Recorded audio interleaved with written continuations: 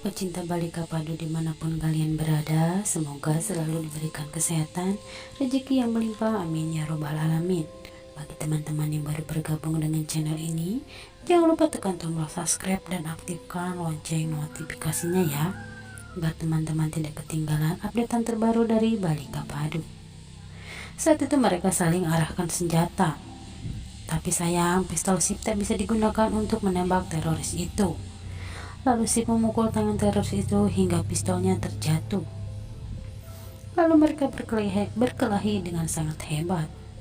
Sip terus memukul teroris itu karena ia sangat kesal dengan apa yang telah ia lakukan di kotanya. Lalu teroris itu menendang Sip hingga Sip terjatuh. Di bawah gedung, orang-orang juga wartawan melihat mereka yang sedang berkelahi hebat.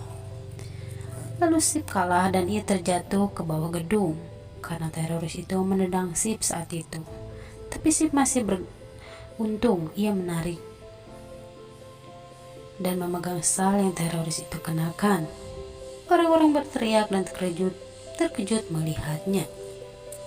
Teroris itu berusaha melepaskan tangan Sip dari salnya, tapi Sip berusaha memegang sal itu dengan kuat agar ia tak terjatuh. Teroris itu merasa kesakitan karena Sip bergelantungan di sal yang ada di lehernya. Polisi berusaha naik ke gedung untuk menangkap teroris itu. Anandi sedang menonton televisi, tapi ia tak begitu memperhatikan berita apa yang sedang tayang. Ia sedang asik mengobrol dengan Sanji saat itu. Kemudian Amol pulang dan Anandi akan menyiapkan makan siang untuknya. Anandi pergi dan tak menghiraukan berita di televisi itu. Sip bertahan di sal itu dengan kelelahan, namun teroris itu mengeluarkan sebuah pisau. Sip terkejut melihatnya. "Aku akan menghancurkan kota ini dengan bom setelah kematianmu, ujar teroris itu. Kau tak akan melihat penderitaan orang-orang di sini dengan bom yang akan kuledakkan." Ia berusaha memotong salnya dengan pisau itu. Lalu Sip memukul tangan teroris itu hingga pisaunya terjatuh. Sip mengambil langkah yang beresiko. Ia menarik syal itu hingga mereka terjatuh bersama dari atas gedung. Sip terluka parah. Ia masih bisa melihat teroris itu juga terluka di sampingnya. Sedih banget ya sobat. Teroris itu mengembuskan napas terakhirnya saat itu. Kepala Sip mengeluarkan banyak darah hingga ia tak sadarkan diri. Anandi berusaha menghobi Sip dan Anandi kaget karena HP Sip tak bisa dihubungi. Lalu di lokasi ambulan tiba dan akan membawa Sip ke rumah sakit. Polisi menyuruh tuan rumah pesta itu untuk menghubungi keluarga Sekar. Anandi menerima telepon dan mendengar kalau Sip dibawa ke rumah sakit. Anandi terkejut. Ada apa-apa? Apa yang terjadi dengan Sip?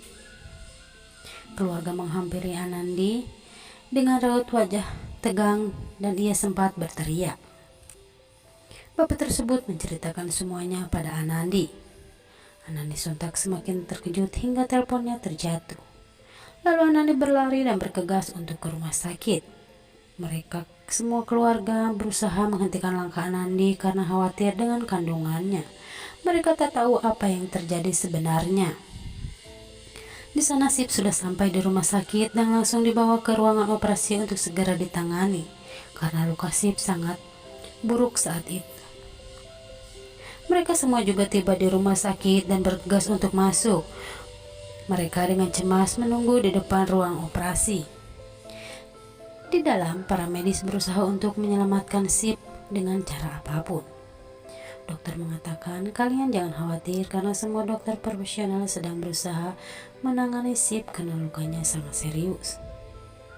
Anandi semakin syok saat itu. "Sudahlah nak, kau jangan khawatir, semua akan baik-baik saja.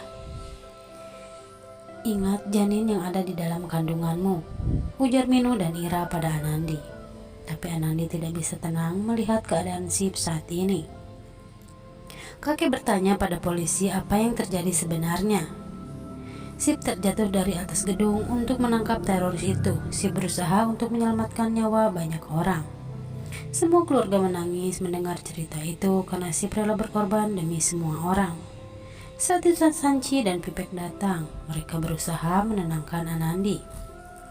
Mereka semua menangis mendengar cerita Sip yang sangat tragis. Setelah itu Sip dibawa ke ruangan ICU. Semua keluarga Sip syok melihat kondisi Sip saat itu, karena Sip belum siuman dan penuh dengan perban di kepalanya. Lalu Sip pun dibawa oleh para perawat, dan mereka menangis semua. Alok dan Anok menyuruh mereka untuk tenang karena doa kita selalu ada bersama Sip. Tak berapa lama, Sip akhirnya siuman. Lalu perawat itu memberitahu dokter. Dokter terkejut karena akhirnya Sip sadarkan diri juga. Kau terluka sangat parah Tuan, tapi tenang, semua akan baik-baik saja. Apakah dokter yakin kalau aku akan sembuh dan baik-baik saja? Ujar Sip. Tolong dok, panggilkan istriku, aku ingin bertemu dengannya. Maaf Pak, ini bukan waktunya kau bertemu dengan keluargamu, karena kondisimu sangat lemah pasca operasi. Tolong dokter, sebentar saja aku ingin bertemu dengan istriku. Baiklah, suster tolong panggilkan keluarganya, ujar sang dokter. Lalu Anandi pun masuk, ia menangis melihat keadaan Sip saat itu. Nyonya, tekan tombol ini jika terjadi sesuatu dengan pasien, ujar perawat di sana. Lalu Anandi mengusap wajah Sip dan mereka menangis bersama. Anandi meletakkan tangan Sip di perutnya. Sip pun bahagia saat itu karena anaknya bergerak di dalam perut Anandi. Ini semua salahku Sip, maafkan aku membiarkan kamu pergi ke acara itu. Tidak Anandi, ini semua bukan salahmu, kau jangan menyalahkan dirimu. Semua akan baik-baik saja Sip. Mulai sekarang aku tak akan membiarkanmu pergi kemanapun, ujar Anandi.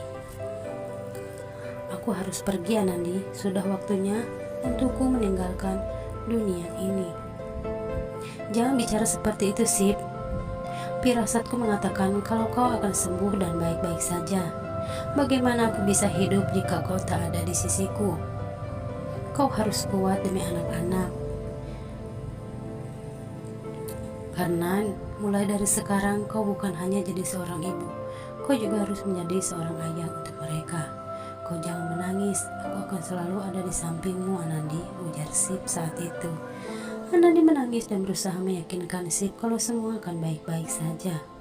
Lalu Sip mengingat pertama kali ia bertemu dengan Anandi dan mengingat kebersamaan mereka. Bagaimana bisa aku hidup tanpamu Sip? Terima kasih Anandi karena kau telah datang di kehidupanku dan memberikan semua kebahagiaan untukku. Lalu kondisi Sip saat itu mulai melemah dan memburuk.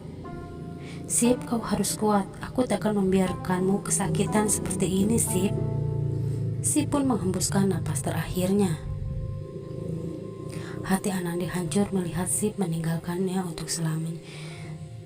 Sip, ujar Anandi yang berteriak melihat Sip meninggal dunia. Bagaimana kehidupanku akan berjalan dengan baik jika kau tak ada di sampingku Sip? Terima kasih telah menyaksikan sinopsis Balika Padu kali ini. Nantikan episode-episodenya yang makin seru. Channel ini mohon undur